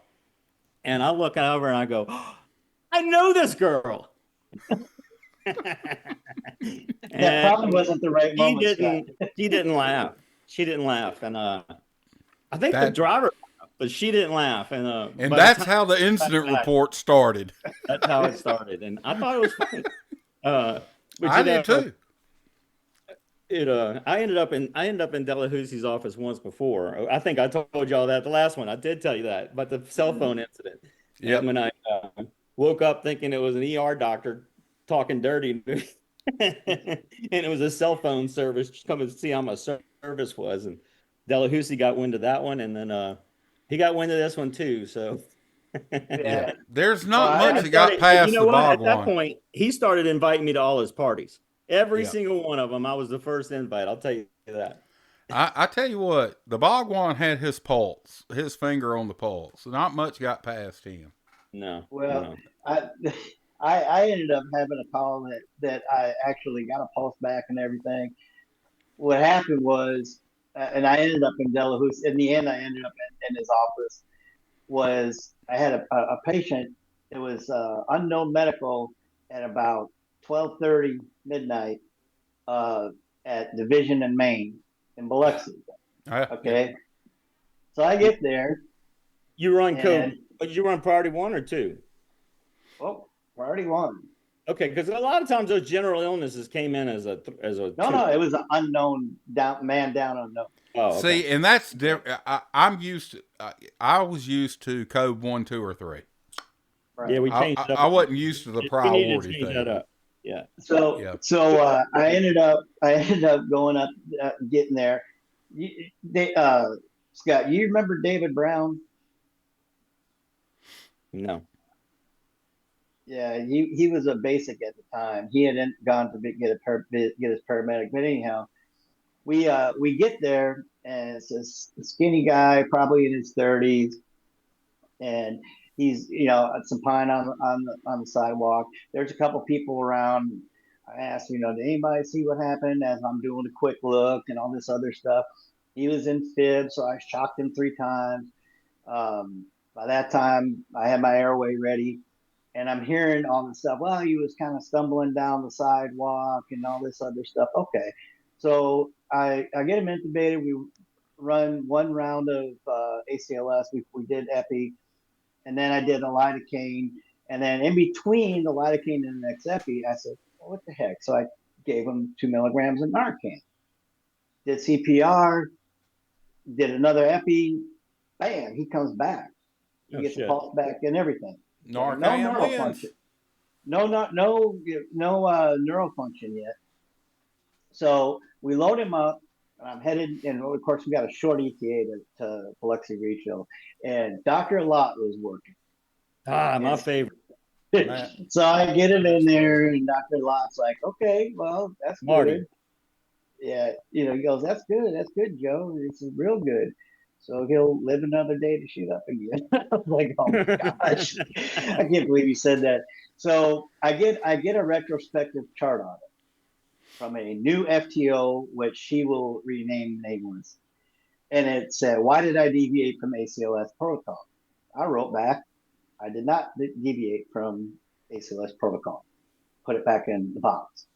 I get it back again, and it said, "Why did you give Narcan?" And I that's what she wanted me. That's what she was roundabout trying to say. And I said, because it was 12:30 a.m. Division in Maine. That's Biloxi. That's why I gave the Narcan. Because you were trying to rule out overdose. So she says that she goes and complains. I think at the time the education guy was Shane Osborne. Well, Shane goes and he tells Steve. So Steve calls me in to ask why I got an attitude, and I says I wasn't having an attitude. It's Maine and division. I did everything right. It's just it was Maine and division. So I tried it and it worked. And he goes, "Get out of my office." Yeah. Yeah. Steve was a good guy. Yeah. Sometimes Most of the time. stereotypes work. I got a Marty Lott story. This is one cool ass doc. I Oh mean, yeah. and if he trusted you and you called him and said, "This is what I want to do," you could go Yep. right ahead, and that was him. And then, there was a teaching, after that, he would make sure there was a teaching moment with it, and Mm-hmm. one, one day I bring in, I think I was working with Mark Landry, and we bring in a shooting, guy got shot. I don't think he wasn't critical. And I know it wasn't critical because it was in room 2. Do you remember the trauma room, Joe, with had that big Yep. window? Yeah. Okay, right across from the nurse's station. Well, I'm in the nurse's desk and I'm charting, and Marty's sitting there. And he's like, "Well, I guess I need to go in there." And it was a bunch of gentlemen in there, and they had the comb in their hair, like Yeah. comb stuck in their hair. And there had been some back and forth about, we need to get out of here. Too many white people in here, or something like that. And so Marty is like, I can make all this work. Just calm down. Anybody got a comb? And one of the women gives Marty a comb, and I swear to you, he stuck that in his hair, walked in that room, and starts doing his assessment on the guy. And I'm watching it, and all these guys start looking at him, and I thought they're about to kick his ass, right? I'm Yeah. about to have to Yeah. go in there and help tie up with Marty. And dude, next thing I know, they're fist bumping, and I was like, dude, he got it. He knew what he was doing, and they respected him. Marty, Marty, he ruled the room. I yeah. mean, he was just Rico Suave. He could make everything just go Yeah, away. he's at. He was living in Ocean Springs, the last I had heard, and maybe he was He, working past Kabula. he came When back up we to had Hattiesburg, was working for us general. No kidding, he we was working up there. So you've worked with him? He's from here. I went to school with his little brother. Oh, really? Hmm. Do you have the same outlook on him? Yeah, cool as a cucumber. Great Yeah. dude. Okay, good. Great Yeah. dude. Yeah. His little brother is too. His little brother's a great dude too. yeah, great doctor. Not Um, well, not the little brother. Little brother's not a doctor, but he's a no, great no, dude. I'm Marty. Marty, I can say now, statute limitation from AMR is gone. David Brown again. Him and I were working. How can I word this? It was a patient that had isolated trauma to their neck, but yet they were laying on the ground when we got Yeah. Hmm. there. And Biloxi Fire Department's all around there. Well, back That's probably a then, word you can use, actually. nah.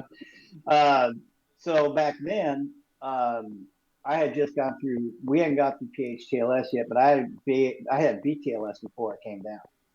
So, and that hadn't expired yet.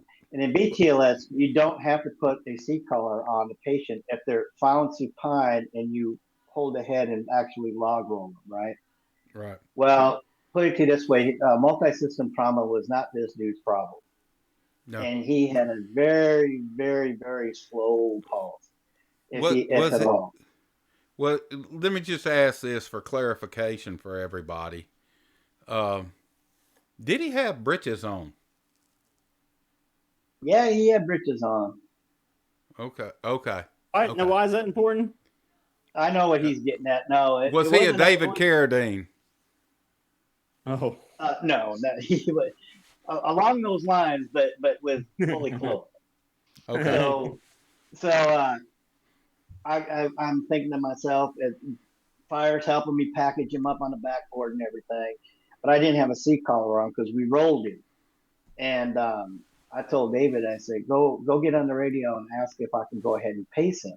If I can get capture, I can get his heartbeat up to be able to perfuse better. Life And back we 10. did, Yeah. yeah, life back in. Look for that shoulder So roll. so David, we had just brought a patient in earlier, so Marty knew who the crew was. And so David, calls in and everything. He's like, yeah, go ahead, do what you need to do. So we did, and sure enough, I got good electrical capture and mechanical capture after that. We go rolling in. We put him in room 2, like Scott was saying, and I'm writing my report. He comes and he taps me on the shoulder and he goes, "Do me a favor. Can you go out to your rig and get me a sea collar?" I was like, surely you have sea collars here, you know? No, So he I was wanted like, he okay, wanted one that said AMR on it. that's right. So I went out to the rig and I got it and I came in and I went to hand to him and he goes, "Now go put that on that patient." And I was like, okay. He goes, I said, but BTLA, he goes, "I understand all that, but AMR is not going to fire a good medic. I'm not on my watch. Go put that on there." And I was like, okay, yes, sir. And I went and I put it on. And he says, "And I'm not signing that for the, because I had pays. So I needed orders for it." He goes, "I'm not signing that unless it's got C color." And Marty used to never read our reports. Yeah, We'd get pulled out. And he's like, "Here, come here a minute. Let me write that. Let me put my signature on that before you leave." Good man. Good Not man. that day. Yeah, that's great. yeah. That's good, man. Yeah, I dumped a patient on him one time. It affected him as much as it did all of us, and and it was why I asked you about whether you ran priority one was because it came in as a general illness and right there in main division area, not on main and division, but in that that vicinity, and it's just as a general illness that we just took our time getting to and walked in. It was a child in a tub. I think we mentioned this. Did we talk about this? You and I were offline, huh? Hmm. Yeah. Yeah, And offline. yeah, boy, that was a tough one because it was, bad burn patient, one of the worst I'd ever seen, and just trying to pick the patient up was difficult. Sloughing, Yeah, sloughing. sloughing, and it was young child, and so it was one of those. Let's throw it in the ambulance, and we're right around the corner, and Oh, yeah. and grab mom or dad by the hair, and you're coming with me Yeah, because police weren't here, so one of y'all are coming. So, and but boy, I dropped that on him, and that was a tough one. That child didn't make it. Yeah, that was a yeah. tough one on him. Let's take a 5-minute pee break. All right. Well, that break was refreshing, or it was for me. I understand it was for Joe too. Yeah. Hot mics. So, Joe, you mentioned Dr. Graves. Who was, before you tell your story, who was the nurse that, it was a male nurse, older guy, probably my age now, but now, that worked for him. Really good nurse. He's trauma nurse, cardiac, top of the line ER nurse there at Memorial.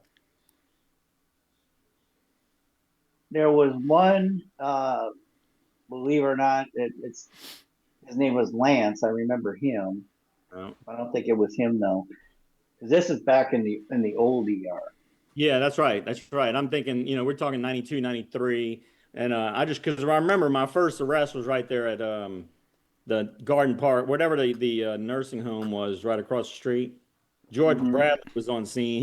He had just got on scene, and they knew I was a new medic wanting to get my first intubation, and so they waited for me.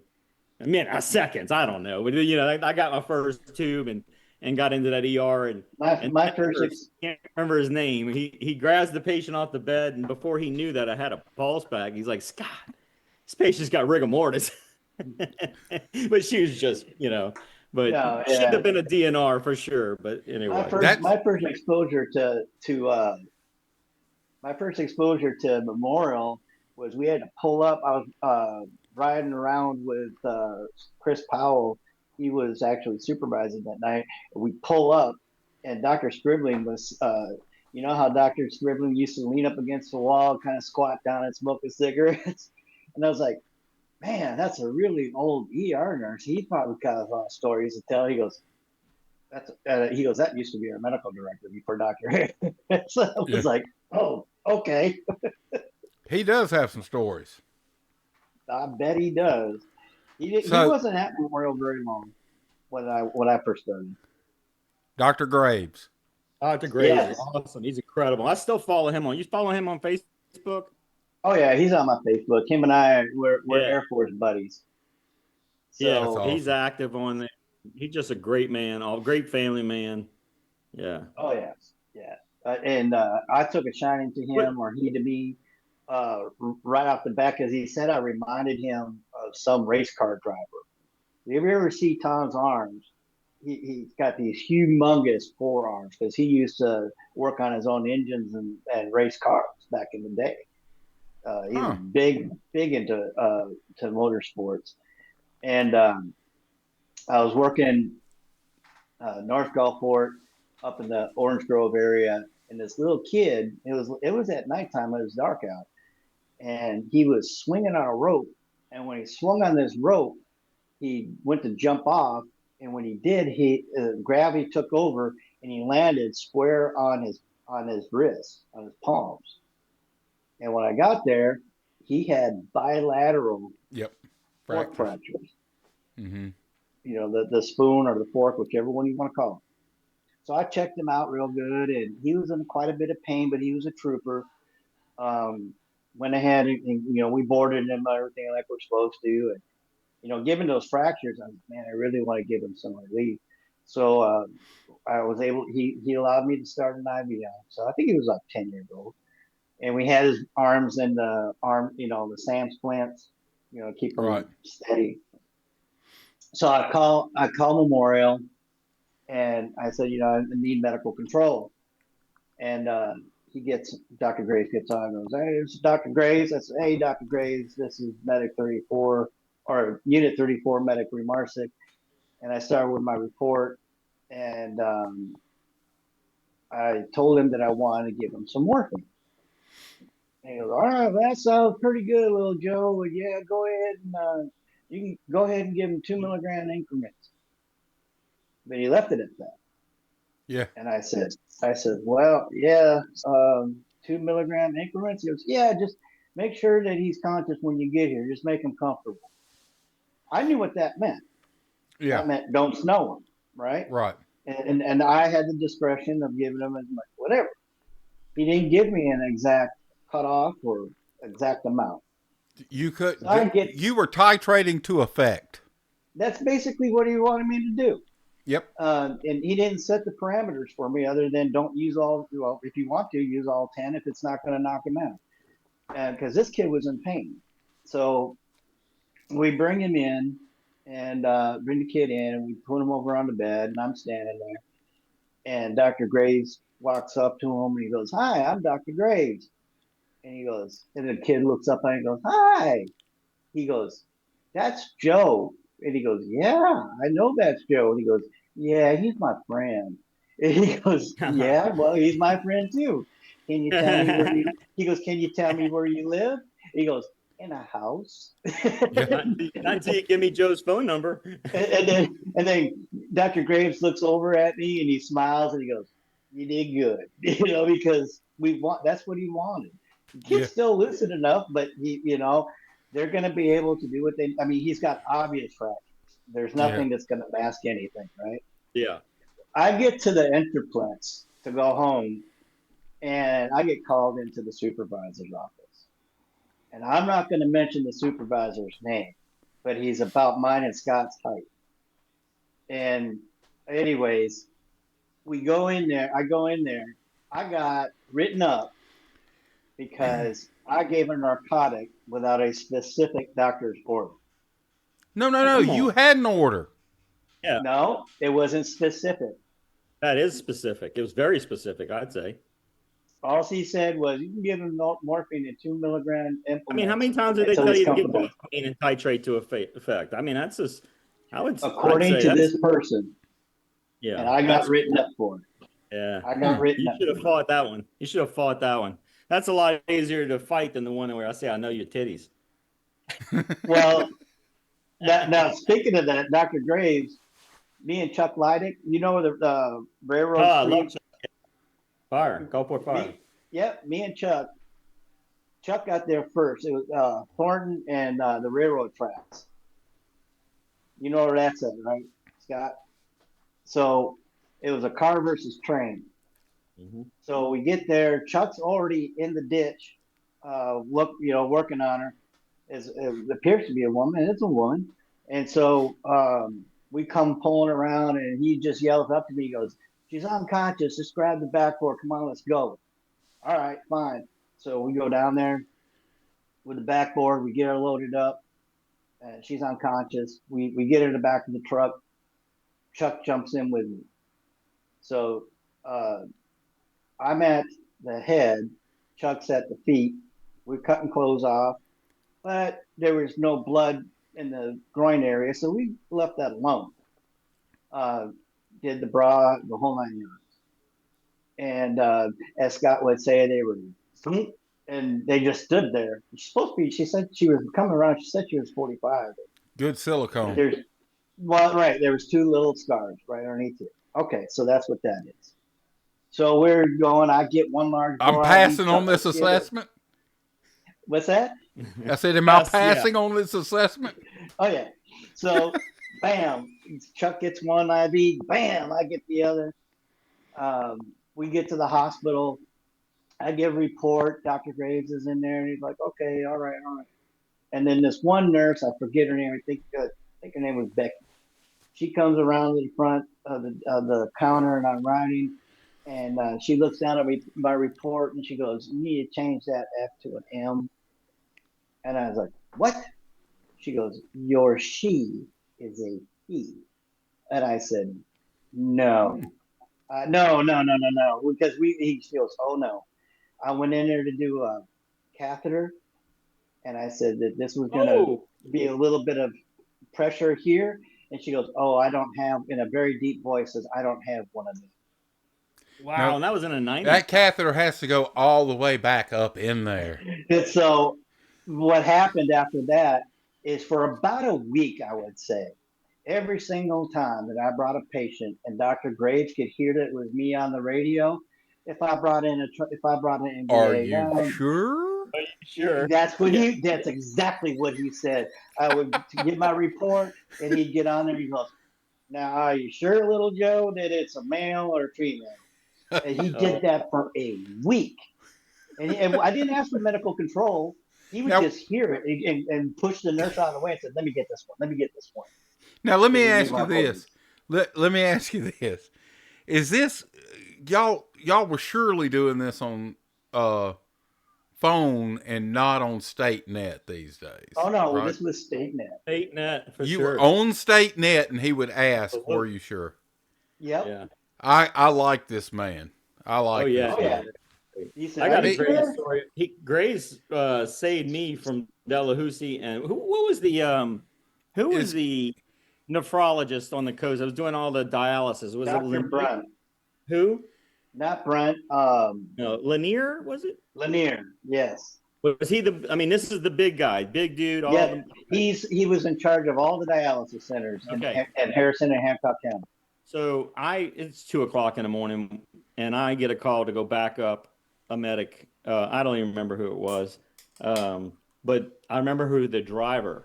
I remember who this medic's driver was. He was um, a tech service guy. We all knew him and liked him. He was not a supervisor of them all. Like maybe that wasn't a Stanton or a Pawnee as at the time, Mm-hmm. but he was you kind of head up, and he would Oh, I drive. know. Yeah, I know what Okay. you're talking about. And so he's driving. He's on the scene, and this woman is one of Dr. Lanier's patients. She's having seizures, and they can't get a line on them. They can't. They just couldn't. They needed help on the scene, and it was where they couldn't get rescue or anybody. You wouldn't. It wasn't in the city. It was out in the county. And that night it was really, really foggy. I mean, so foggy you couldn't see 20, 30 foot in front of the ambulance. And we found the house amazingly without GPS. I don't know how we did that back in the day, but we found that map house. books. Map Yep, books. that What books. Yep. page is it on? All right, what book is Depends it? on which book. Yeah, right, right. What book is it in? So we get on scene, and I get inside, and by this time Lanier is on the line. Again, it's late, early in the morning. It's after midnight.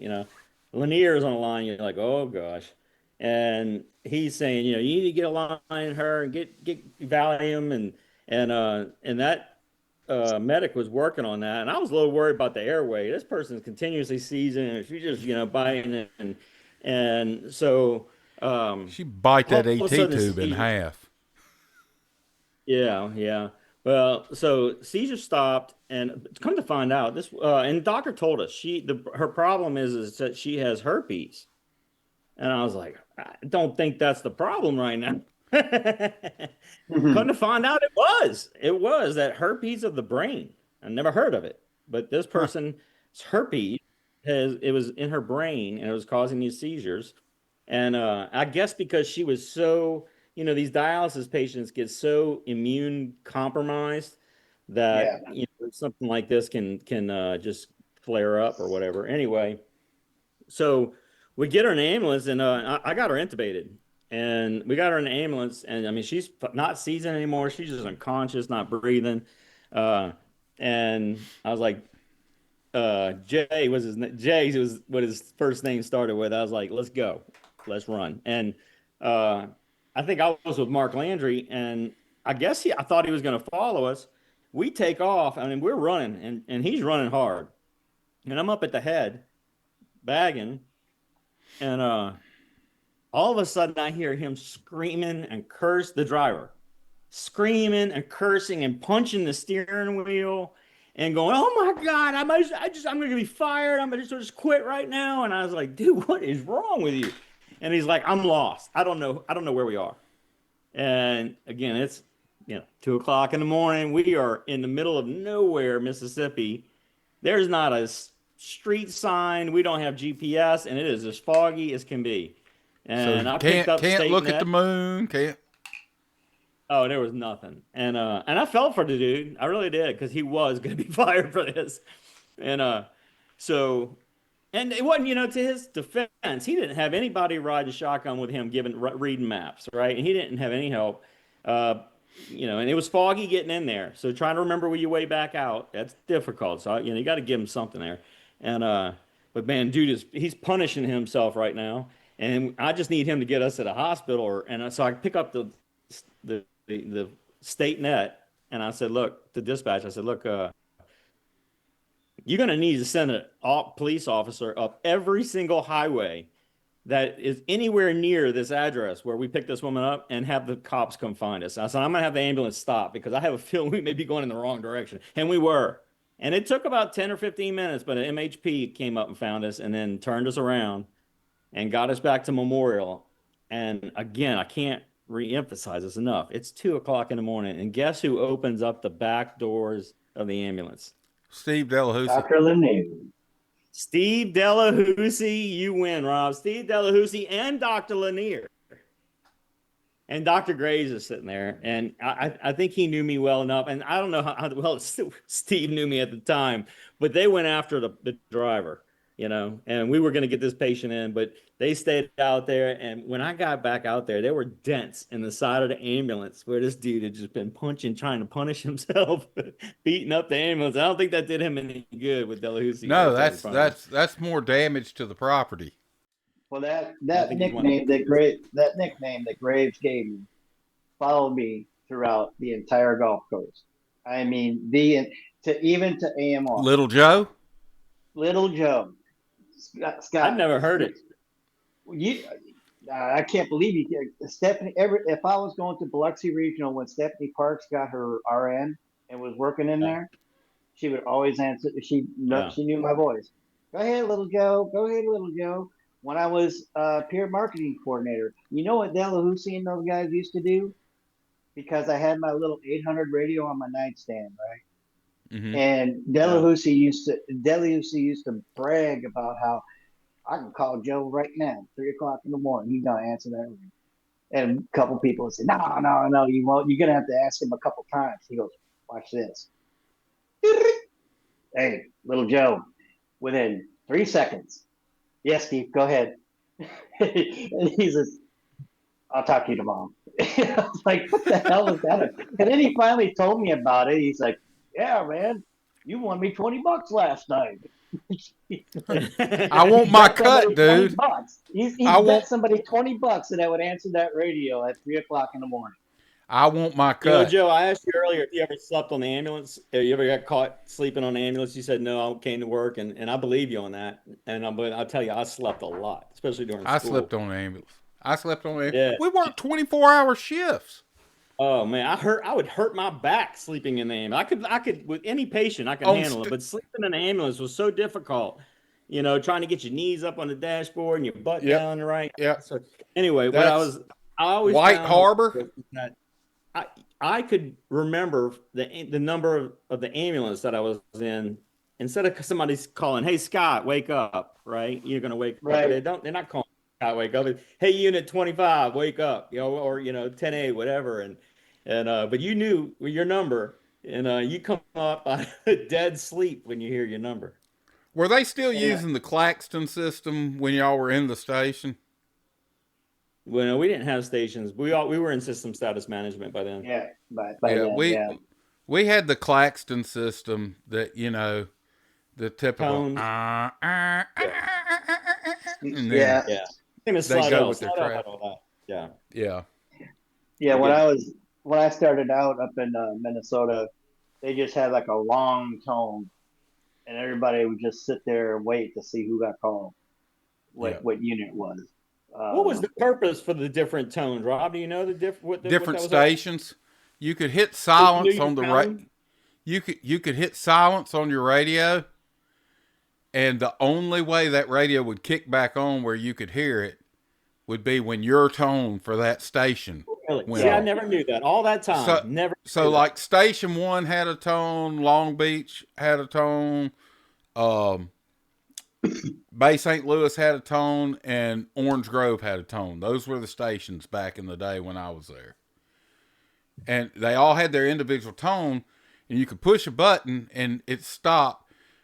At Station 1, they usually just left the traffic going, so you were hearing everybody's stuff going during the day. But at night, they'd silence it so we could get some sleep. Station 1 Yeah. was at that funeral home, and one of the big jokes that we used to do is there was it's like a dumb waiter that they'd pull Yeah. the cadavers up, and we'd rattle the chains and tell the new guys that the place was haunted, and we'd rattle the chains in there and stuff like that. Guys, Good night. I think we've got enough stuff. But look, I need you to do me a favor, Joe. I need you to point down there where the email is. Right, that's where the email is. That's gettin108@gmail.com. If you have a topic or anything that we talked about, got you to thinking about some stories from back in the day, send them to us. We'll read them out on here. We'll talk about them. We'll talk about you.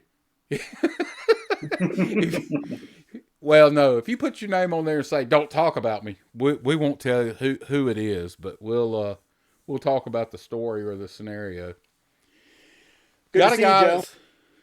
Always All right, good to see you guys. Joe and you, Scott. Yeah, thank y'all. Y'all take care. Come back and see us. Send us an email. Thanks for sticking around this long. If you hadn't considered doing so, go ahead and mash that like button. That helps us in the algorithm. Also, if you haven't subscribed, if you subscribe to us, you'll see every time we put one of these episodes out. But of course, it also has some of the other stuff that I do. I go live on here from time to time. I might have a cooking video. I might be talking about snakes. I might be reacting to somebody else's video. But just watch what you want and skip what you don't. We'll talk to y'all later. Come back and see us again next week. Thanks for watching Gettin 10-8. I'm Rob Doherty with Scott St. Germain and Joe Remarcik. Y'all have Thanks a for great having me. evening.